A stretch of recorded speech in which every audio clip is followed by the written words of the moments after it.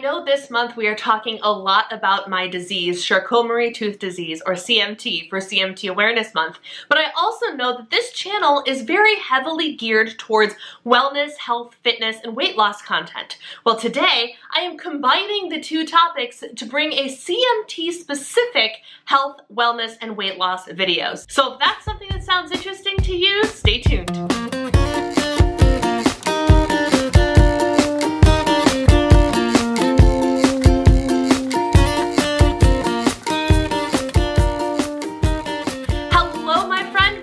My channel. I am so glad you are here. My name is Brianna. I am the diva behind Diva and the Divine and your healthy homemaker, sharing my life through health, habits, happiness, and of course homemaking to go after the life that I want. And also, I have Charcot Marie Tooth disease. If you want more information on CMT, I'm going to send you over to my CMT story right over there. But today, I'm actually talking to my CMT friends specifically. Fellow CMTers, this one is for you. By day, I am actually a wellness and nutrition coach as well as a YouTuber creating lifestyle and health-related content. So CMT content is a little bit more out of the norm for me. So today, I wanted to talk to you guys, my fellow CMTers, about health, wellness, and weight loss, and a couple of nutrition and fitness tips that I have learned through my own personal experience through health and weight loss and navigating those things with CMT. Now, in all honesty, a lot of these tips are very relevant to everybody who's watching, even if you don't have a disabled or a CMT body specifically. These tips are very, very similar to tips that I've shared in other videos geared towards everybody,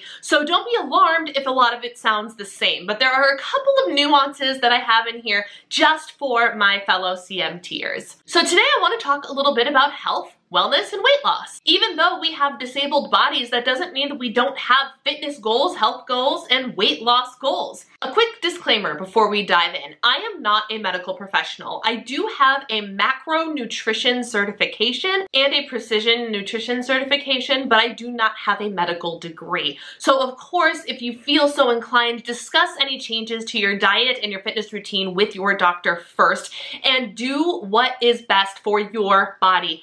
All of our bodies are different and all of our bodies express the symptoms of CMT very, very differently. So what works for me might not necessarily work for you, but at the end of the day, these are the tips that I have learned not just from being a nutrition and wellness coach, but from my personal experience, because believe it or not, some of the things that I learned about how my body personally functions is actually kind of opposing and conflicting what I actually learned in some of my certifications, and it turns out my CMT body ends up being more of an exception to the rules than obeying the rules. So with that in mind, this is based on my experience, and make sure you do what is best for you. All right, so why are we worried about weight loss with CMT? For people everywhere, CMT body or not, a lot of us want to lose weight for aesthetic reasons. That is completely understandable, but there are so many other reasons that it's great for us to make sure that we are at a healthy weight. Least of which is the less excess weight that we are carrying around, the easier it is going to be for our bodies to move that weight around.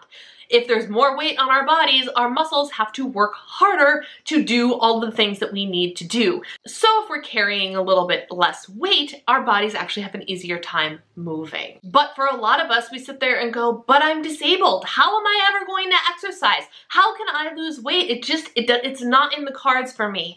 Today, I am here to tell you differently. Let's talk about a few things that can help you, my fellow CMTer, lose weight, get a little bit healthier, and feel a lot better. We're going to start with a little bit of nutrition talk. And the first tip I'm going to give you is this. Fear not, my fellow disabled friend. You do not need fitness in order to lose weight. You do not need to exercise. You do not need to feel like you have to work out in order to lose weight. Fat loss, weight loss happens entirely in the kitchen. And all of us have to eat, disabled or not, right? We all gotta eat. So you are totally within your control to be able to lose weight and reach your weight loss goals without having to do a stitch of exercise. I promise you that. Now, the reality is, does working out, does having an intentional movement routine make weight loss easier? Yeah, it does. There's no beating around the bush there. If you are moving your body regularly, you are burning more calories. Fewer calories means more fat loss. That's just how the cookie crumbles, right? But it doesn't mean that you need to work out in order to lose weight. It helps, but you do not need to. Making sure you are in a calorie deficit is the way that you're going to lose weight, regardless of if you're exercising or not. So my friends who have been saying that they can't lose weight because they can't work out, I have officially debunked that myth for you.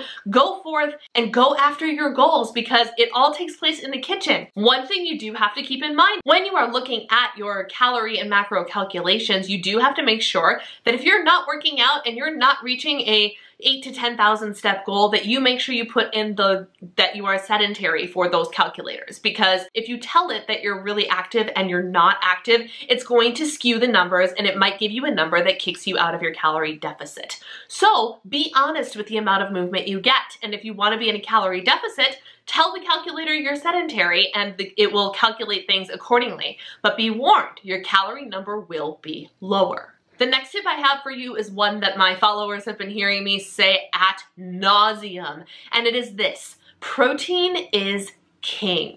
My dear CMT friends, if you are not eating enough protein, if you are not eating more protein than you probably think you should be eating, you're probably not eating enough. Protein is what our body uses and breaks down to help us build and maintain our muscle mass. And we all know by now that you and me, we have a hard time maintaining our muscle mass, don't we? So we need to do everything within our power to be able to help our bodies with that. Does eating a lot of protein mean that our CMT isn't going to progress and we're not going to lose our muscle? No, that's not what it means at all. There are some things that are totally out of our control, and the progression of the disease is one of them.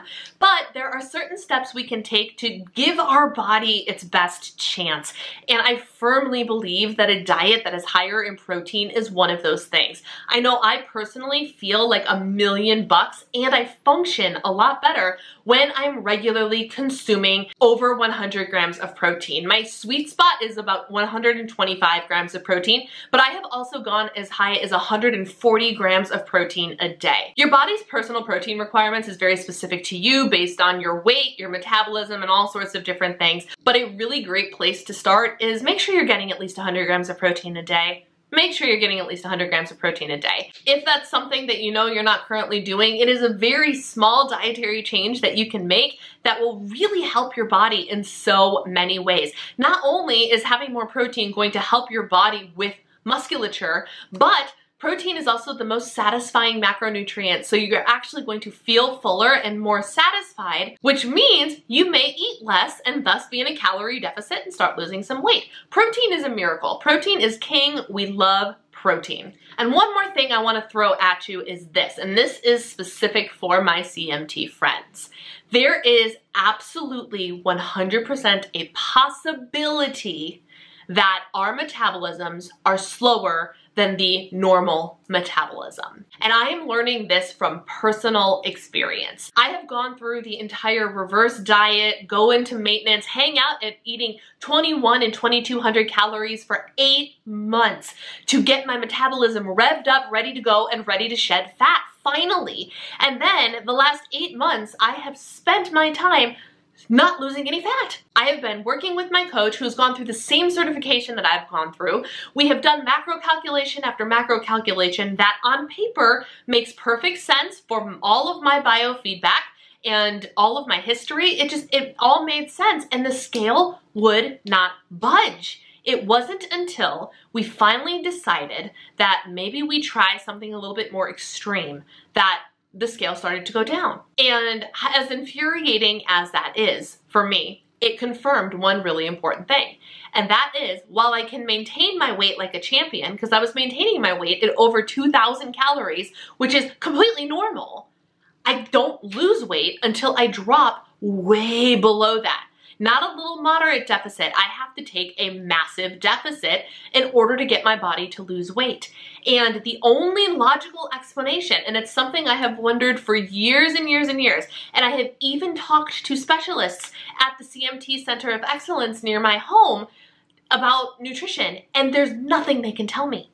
There is nothing that they are aware of that has been done for nutritional studies with bodies with CMT. None of that has been done before, to my knowledge and to their knowledge as of 2 years ago. So I've basically been experimenting on myself because there's no information out there.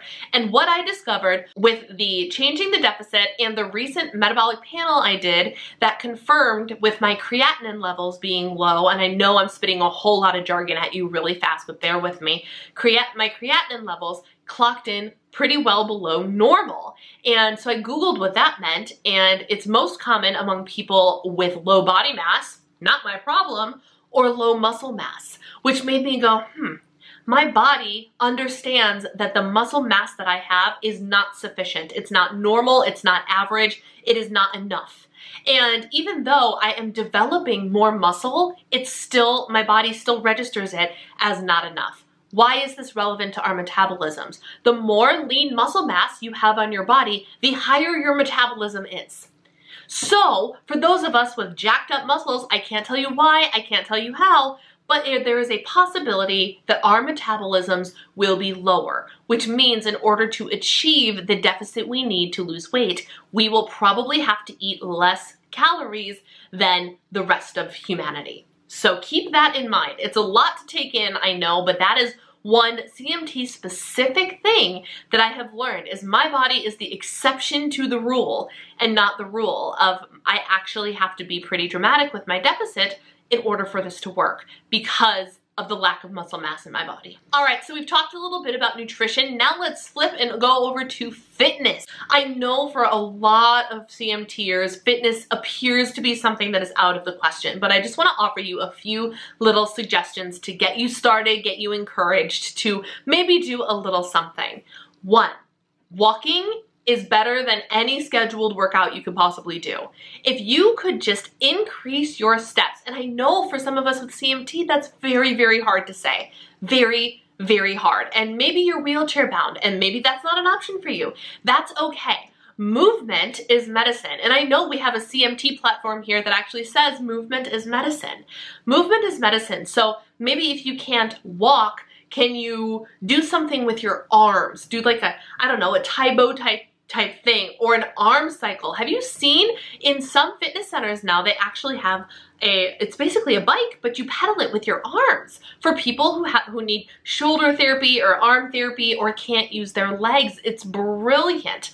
The bottom line is walking, getting up and walking. If you currently only take 1,000 steps a day, and you all of a sudden increased that or gradually increase that to 5,000 steps a day, your body will be burning significantly more energy than it did before, right? And then if you increase it to 10,000 steps a day, your body's going to be using even more energy than it had in the past, and you're going to feel a lot better. You might feel tired, yes, but in my experience, I have found there is a difference between CMT tired and I was active today tired.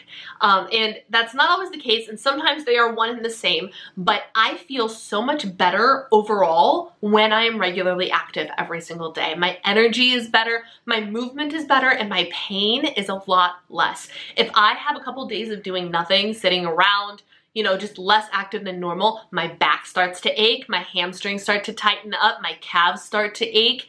I am in pain. Whereas if I'm moving, I'm actually more tired, but my body hurts a lot less. So I want to encourage you to not feel like you have to go do these workouts, these 60-minute workouts, or find a workout that works for you. Just simply increasing the amount of steps you take in a day, or your wheelchair-bound equivalent to steps, whatever the case may be for you and your personal experience.